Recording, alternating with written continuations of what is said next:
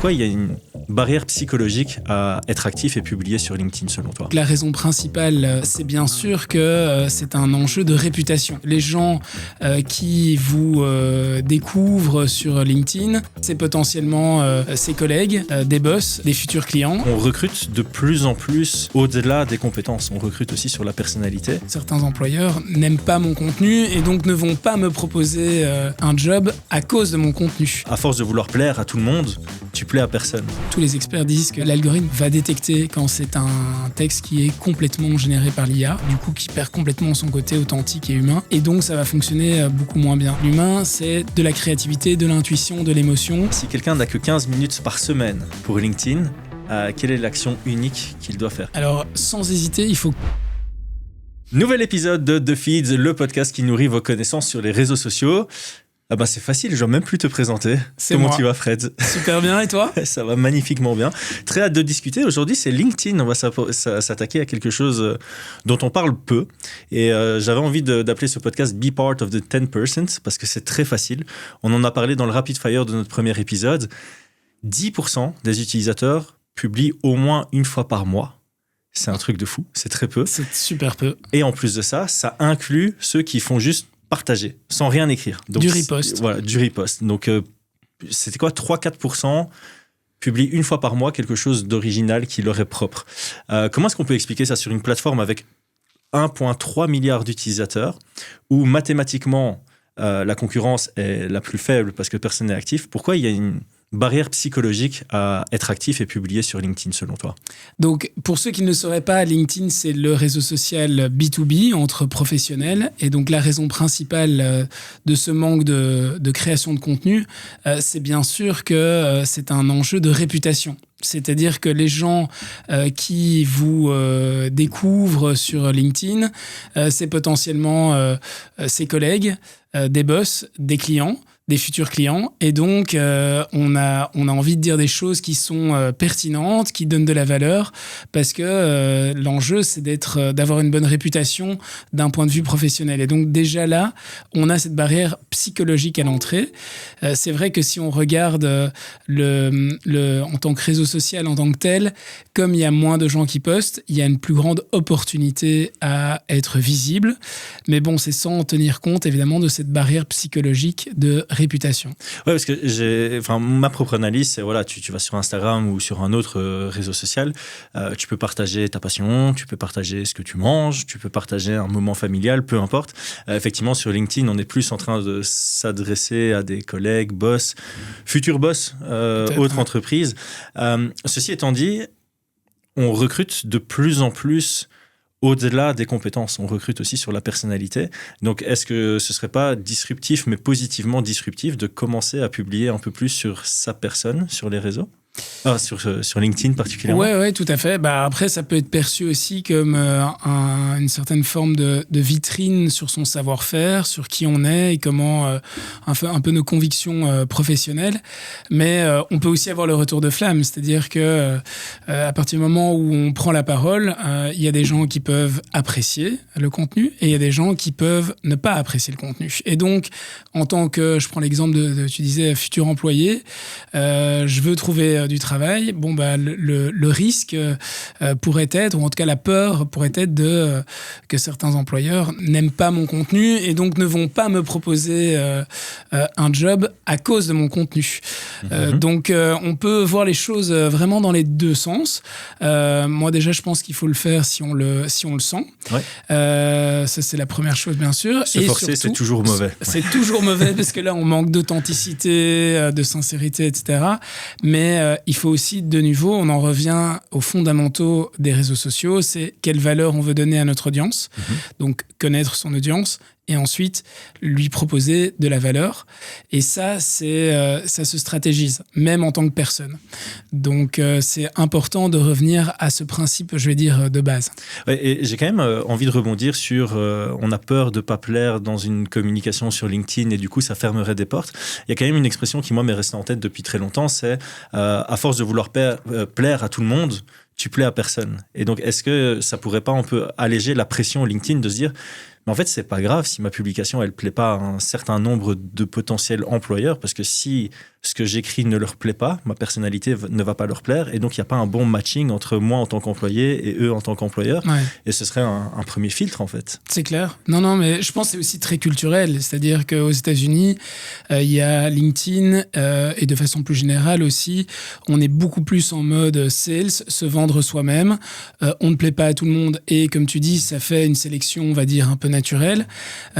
Et donc, en fait, LinkedIn est utilisé beaucoup plus comme un espace de conversation, un partage d'opinions, là où en Europe, on est nettement plus conservateur. Déjà, on se vend un peu moins soi-même et faire des débats et être un peu clivant, c'est tout de suite quelque chose où effectivement, on peut se dire « Oula, mais je vais trop loin ».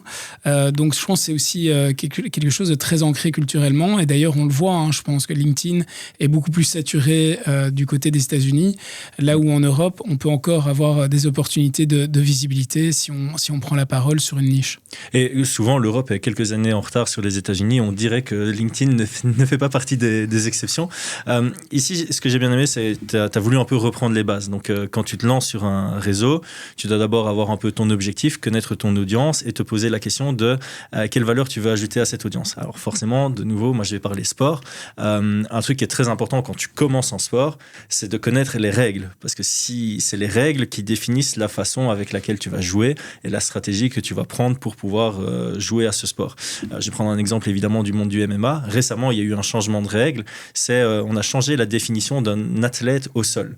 Okay. Et c'est important parce que tu peux pas envoyer de coups de genou à un athlète considéré comme au sol.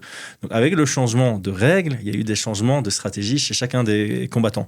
Pour prendre un sport plus populaire, si au foot, on dit que le hors-jeu n'existe plus, ça va changer absolument tout.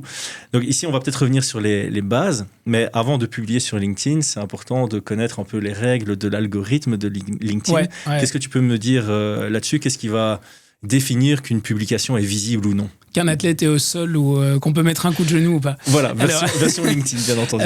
Sur LinkedIn, c'est sûr que l'algorithme, déjà, va privilégier la pertinence et la qualité du contenu. On est quand même sur un réseau professionnel, donc il y a de nouveau cette notion de valeur et de pertinence, qualité du contenu qui est important. Un des critères les plus important, c'est le dwell time, donc c'est-à-dire le temps passé sur une publication. Okay. Ça, c'est vraiment quelque chose que l'algorithme va pousser parce que il va considérer que du coup, on donne de la valeur à la bonne audience. Et donc là, c'est vraiment quelque chose qui a énormément de poids dans l'algorithme. La deuxième chose, c'est les commentaires. Ça, c'est vraiment l'action qui est la plus récompensée, on va dire, par l'algorithme. Et quand je dis commentaires, c'est pas 3 fusées et un pouce levé, c'est le texte. Il va même analyser la manière dont le texte est construit dans le commentaire, si vous répondez ou si vous ne répondez pas. Et donc là, est-ce qu'on engage une discussion d'experts finalement ? Ça a énormément d'importance. Donc voilà, après, il y a toutes sortes, il y a la typologie de contenu bien sûr. Je vais dire, LinkedIn a quand même privilégié un petit peu le temps long et donc l'importance du copywriting est particulièrement importante. Ils ont tenté un feed vidéo il y a quelques mois, voire une petite année, qui n'a pas pris. Donc la vidéo est toujours sur les réseaux, enfin sur LinkedIn bien sûr, mais c'est pas la typologie de contenu qui va être le plus poussé par l'algorithme. On est beaucoup plus sur des documents, du carrousel ou même un post statique tout simplement.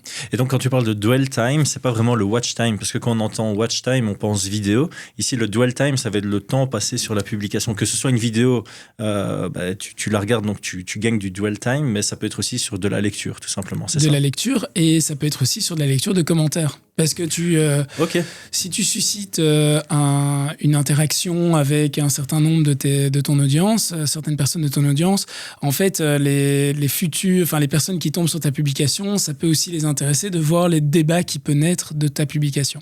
Est-ce qu'on peut avoir parce qu'on parle aussi d'engagement, évidemment, sur LinkedIn, et on sait que sur les longs textes, il y a un petit see more ou lire plus. Est-ce qu'il peut y avoir une stratégie de hook version écrite sur, mes 2 premières phrases avant le see more doivent donner envie envie aux gens de cliquer sur le lire plus et passer du temps à lire un long texte? C'est vraiment une des choses les plus importantes, c'est effectivement ce hook qui va être très textuel du coup et qui va permettre d'avoir le see more pour lire plus et donc passer plus de temps sur la publication. La stratégie de LinkedIn, ce serait justement de se dire, OK, on met plus de temps à lire qu'à regarder une vidéo. Du coup, on pousse un peu plus le texte. Parce que quand on regarde Instagram ou TikTok, c'est que de la vidéo. Le texte, il est à peine visible. Tu lis au travers, un peu en version par-dessus la vidéo. C'est pas très agréable à lire.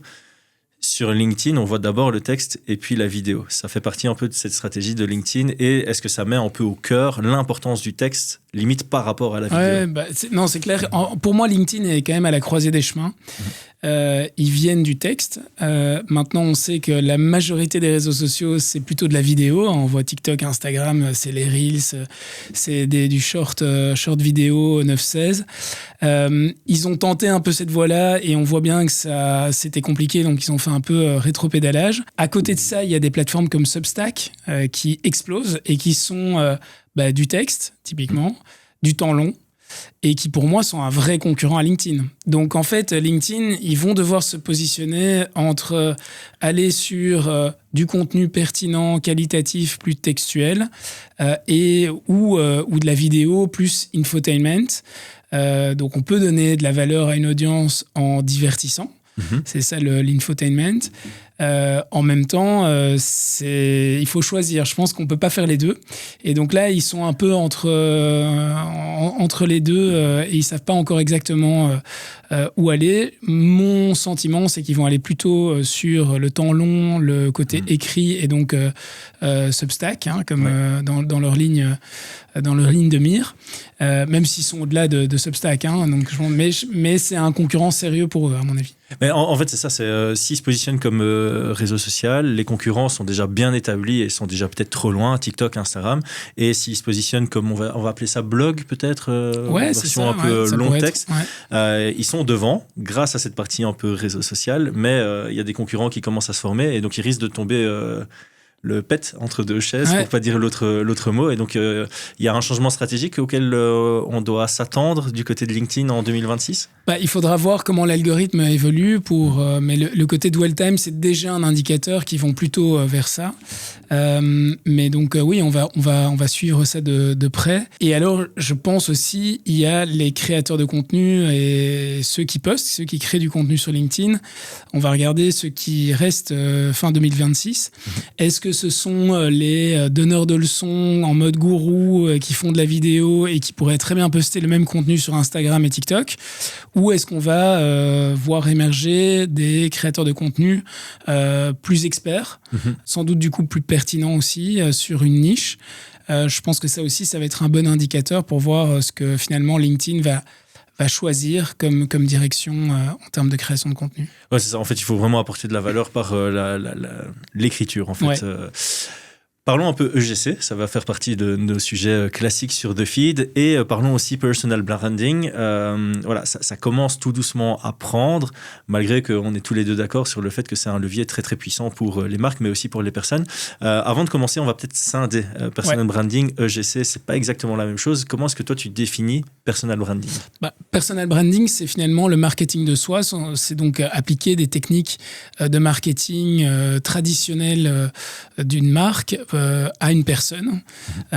Pourquoi c'est important ? C'est pas une question d'ego, mais c'est une question que l'audience en général préfère connecter avec des visages, avec des personnes qui racontent des histoires, et ça c'est beaucoup plus fort en termes d'engagement et donc de visibilité aussi. Donc ça c'est le personal branding, c'est quelque chose qui encore une fois culturellement est de tout temps vécu et déployé aux États-Unis. Ici, on ouvre des grands yeux quand on parle de personal branding parce qu'on a le côté vivons heureux, vivons cachés, fausse modestie, etc. La question, c'est pas de se mettre en avant. La question, c'est vraiment comment on peut faire passer un message pour sa société, son projet, au travers de soi, quoi. Donc, en utilisant son image. Donc ça, c'est vraiment le personal branding. Maintenant, l'EGC, c'est encore différent, c'est le Employee Generated Content. Et donc là, c'est plus dans la notion d'employer branding, c'est comment les employés vont générer du contenu qui va pousser vraiment l'image de la société.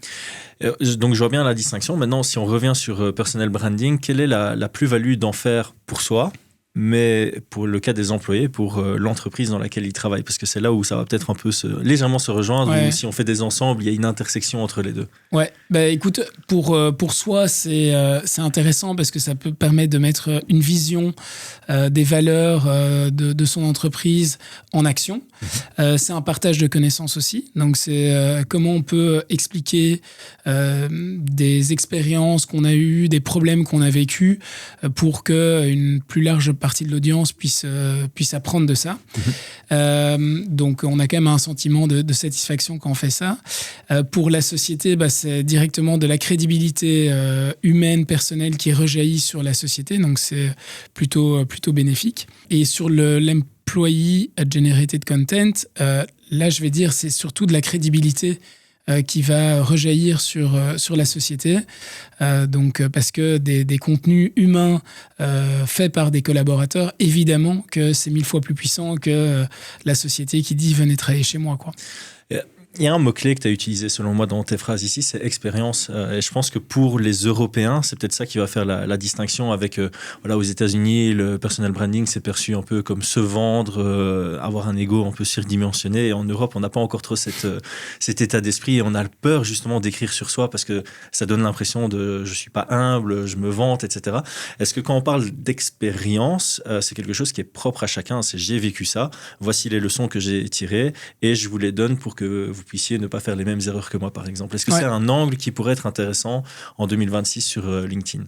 Alors, oui, après le côté donneur de leçons, de moins en moins, parce que les gens en ont aussi marre. Claque, ouais. Voilà, exactement. Donc, c'est de nouveau, c'est quelle valeur on veut apporter à son audience. Et juste dire, voilà les 3 leçons que j'ai apprises de mon année 2025. Je pense que là, on est plus sur ça. Maintenant, il faut trouver des manières de raconter ces histoires, de l'amener sans être un peu gourou. Et ça, c'est ce qui est intéressant quoi, dans le personal branding. Et je pense que c'est peut-être, encore une fois, ça revient sur le texte. Les mots qu'on utilise auront beaucoup plus d'importance sur LinkedIn que... langage corporel, etc. Parce qu'on n'est pas obligé d'utiliser la vidéo dessus et avoir un peu cette communication sur voilà ce que j'ai vécu, voilà l'impact que ça a eu sur moi, voilà comment j'ai contourné ça et puis en fait tu donnes pas de leçon, tu dis juste voilà mon vécu et si les gens veulent en tirer quelque chose parce qu'ils vivent la même chose, ils peuvent. Et les gens, voilà, c'est ça, ils en tirent finalement ce qu'ils veulent et donc ça c'est intéressant de partir là-dessus. Ouais. On va parler d'un autre sujet d'actualité, j'improvise complètement. L'intelligence artificielle. Ah ouais, c'est très lié. Ouais, justement, très lié, ouais. Parce que voilà, on va pas se le cacher, aujourd'hui, il y a beaucoup de gens qui rédigent leurs mails, rédigent leurs posts via l'intelligence artificielle. Est-ce que c'est quelque chose qui se détecte par les algorithmes et est-ce que c'est quelque chose qui, selon toi, se détecte à la lecture? Genre, quand toi, tu lis un mail ou un texte sur LinkedIn, tu dis... Sans hésiter, oui aux deux questions. C'est clair que je pense que la peur de la page blanche, comment je vais raconter l'histoire, etc., il y a quand même des barrières à l'entrée qui sont tombées avec l'IA. Donc oui, je prompte ChatGPT et il me fait un texte bien fait. Alors la barrière suivante, c'est de poster ce texte-là avec une photo de soi, etc. Donc ça, tout le monde n'y est pas encore. Mais je pense qu'il y a de plus en plus de gens qui vont s'y mettre.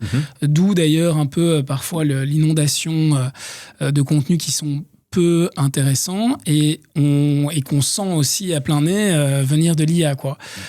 Et donc, l'algorithme, je ne suis pas dans le secret de l'algorithme, mais c'est clair que tous les experts disent que l'algorithme va détecter quand c'est un texte qui est complètement généré par l'IA, sans avoir été retouché derrière, du coup qui perd complètement son côté authentique et humain. Et donc ça va fonctionner beaucoup moins bien. Donc la prime demain pour les créateurs de contenu sur LinkedIn, c'est clairement d'avoir un contenu plus spontané et très humain, Alors, faut-il faire exprès de faire une faute d'orthographe pour être sûr que on se dise « Ok, j'ai pas généré le truc avec l'IA, je n'irai pas jusque-là. » Tu fais ma stratégie, j'avais posté un truc avec Wesh. Ben voilà. Donc, juste tu rajoutes ça, des petites choses comme ça à ton contenu IA, ça peut peut-être marcher, mais non, mais je pense que vraiment, il y a du contenu spontané où voilà, on écrit comme on parle, ou si on n'a pas l'habitude, on le fait à sa manière. Et je pense que ce type de contenu-là, si la valeur est bonne, ça va péter. On est vraiment dans une ère où on parle beaucoup d'intelligence artificielle et je pense que le sujet du moment, c'est vraiment, il faut que ça améliore la productivité, mais pas que ça nous remplace, qu'on doit utiliser ça comme un assistant. Alors, toi, de ton expérience personnelle, est-ce que l'IA est plus utilisée pour de l'inspiration, chercher des sujets et puis on donne un bon sujet et puis en fait on écrit naturellement, ou bien en 3 étapes, par exemple j'écris mon texte, je le fais relire pour peut-être avoir une punchline ou 2 et puis je le réadapte derrière ce que l'intelligence artificielle m'a produit. Quelle serait ta recommandation à toi, ou quel est ton process à toi? Est-ce que c'est du 100% authentique? Est-ce que tu as un mix, une version hybride? Alors je pense qu'il faut quand même revenir aux fondamentaux, c'est que l'IA en termes de productivité, c'est clair qu'elle est meilleure que nous. Oui. Ouais, c'est pas, j'ouvre une porte ouverte, mais donc c'est clair qu'il y a certains sujets comme revoir les fautes d'orthographe, éventuellement repasser derrière un texte qu'on a écrit. Elle va très très bien le faire très rapidement. Mais justement, ce qui est intéressant, c'est de remettre l'humain au centre.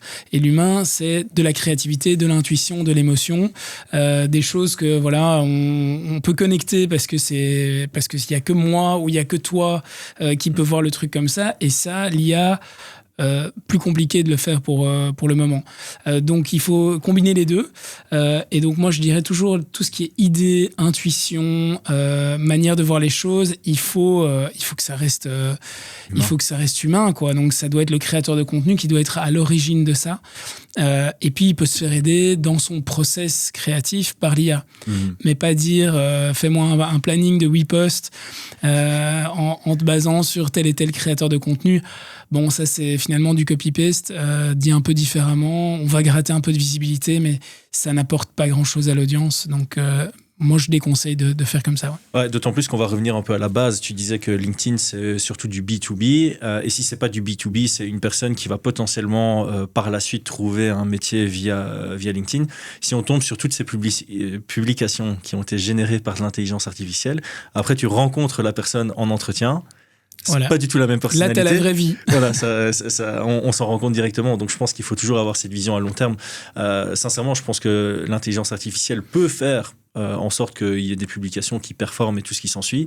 Mais si au final, ça n'obtient pas l'objectif final de montrer ta propre personnalité au travers du réseau, t'as pas grand-chose à y gagner en vrai. Non. Et alors ici, je vais finir un peu là-dessus, c'est productivité versus qualité, parce que l'intelligence artificielle, on voit ça beaucoup comme j'améliore ma productivité, mais donc ça veut dire je vais plus vite pour réaliser une tâche.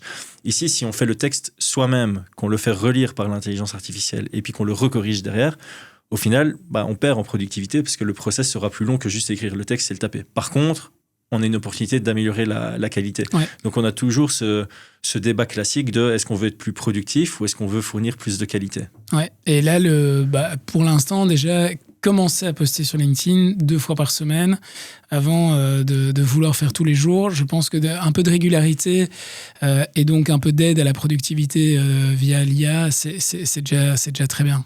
Et on va y venir parce qu'on a introduit le podcast avec une stat assez choquante, quoi. Il n'y a que 10% des utilisateurs LinkedIn qui publient au moins une fois par mois, ce qui est vraiment pas grand-chose. Ouais. Et en plus de ça, on inclut dedans ok, j'ai bien aimé ça, je repartage, je ferme LinkedIn.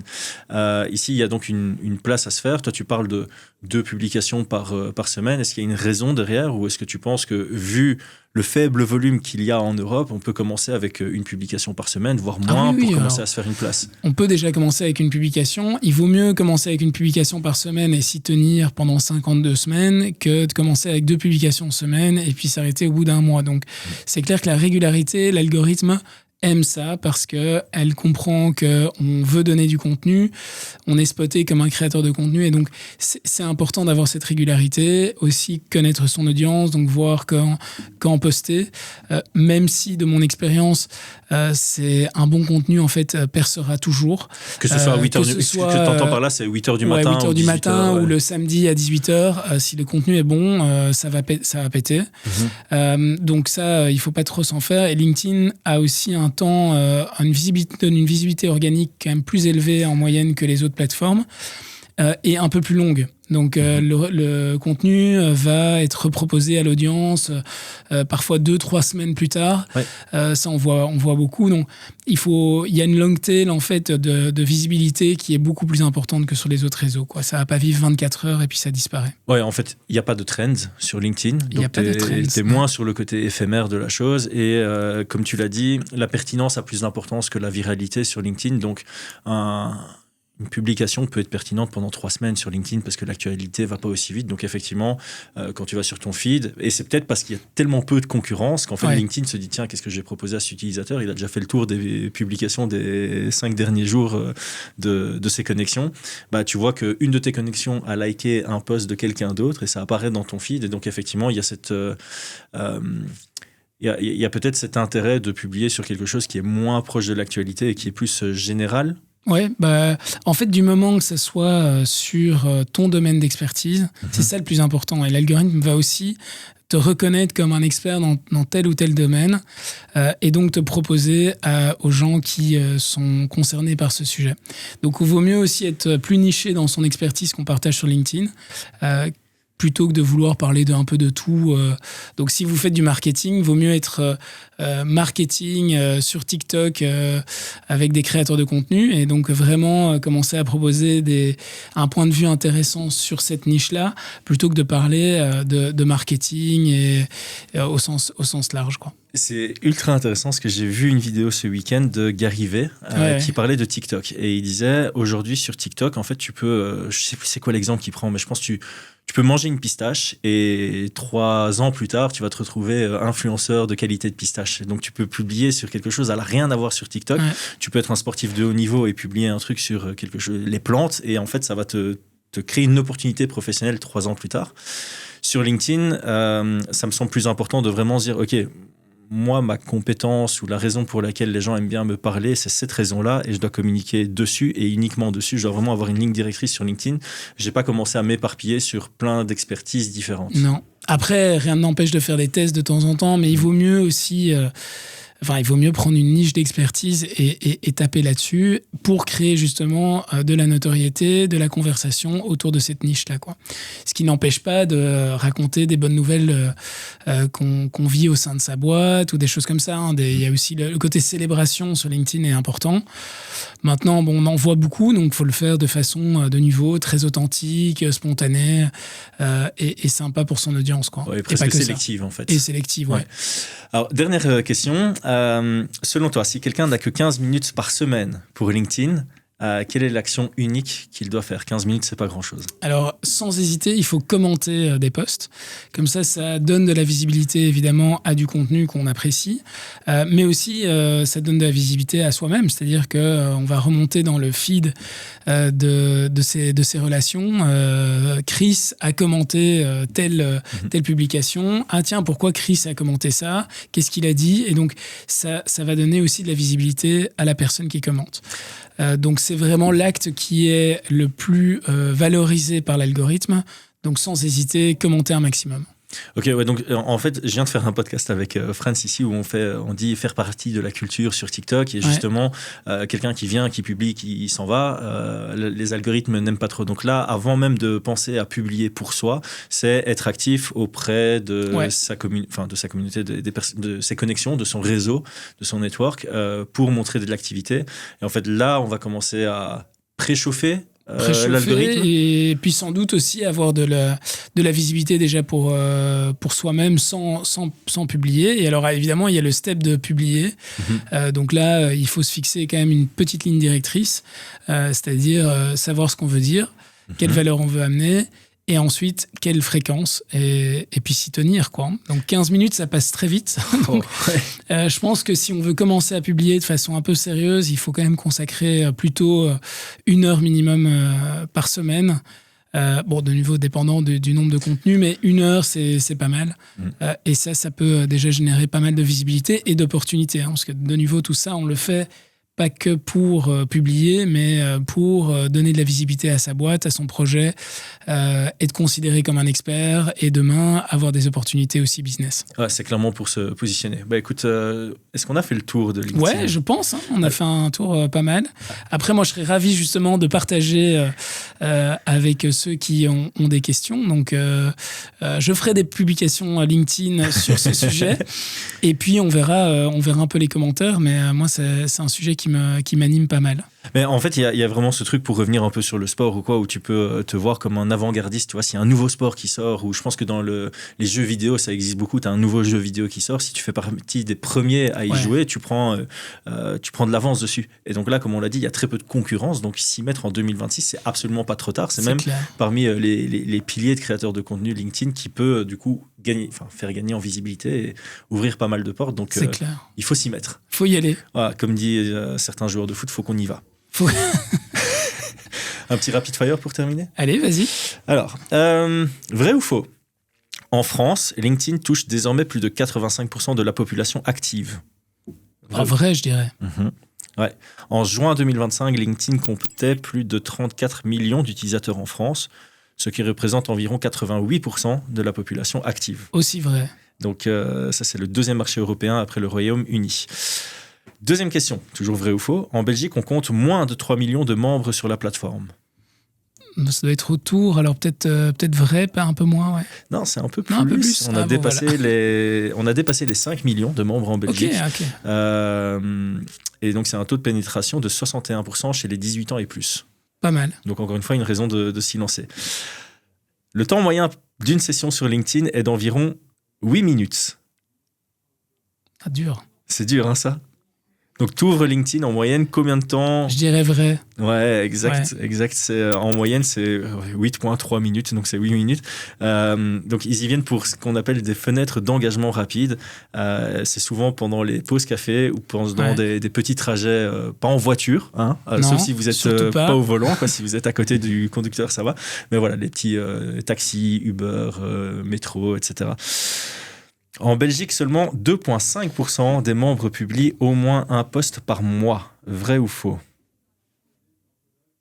Faux. Tu penses quoi ?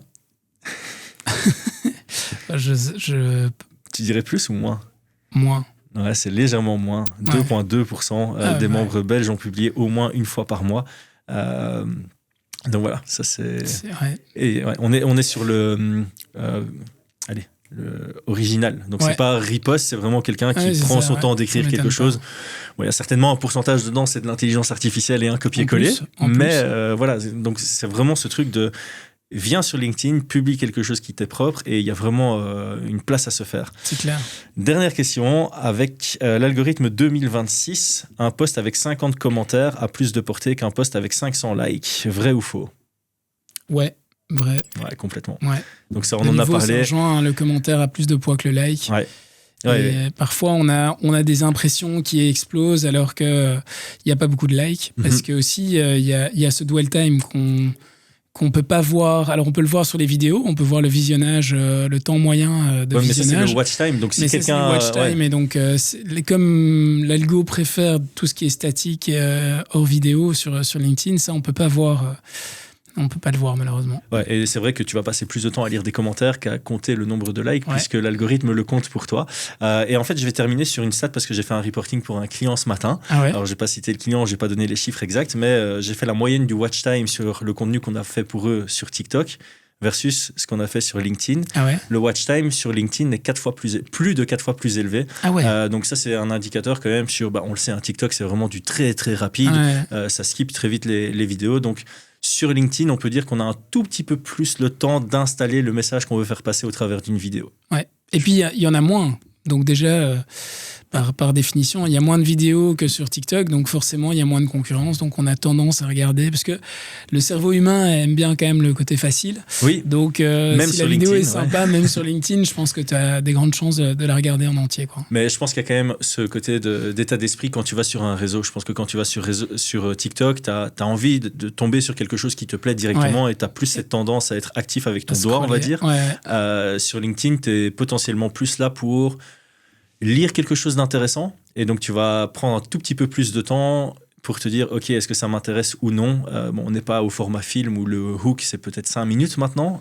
Mais en tout cas, voilà, sur LinkedIn, on a un peu plus le temps d'installer un message qu'on veut faire passer. Ouais, carrément. Voilà, je pense on y est. Merci Fred. On se retrouve merci très bientôt. à toi, Chris. À très vite. À très vite, les amis. Salut.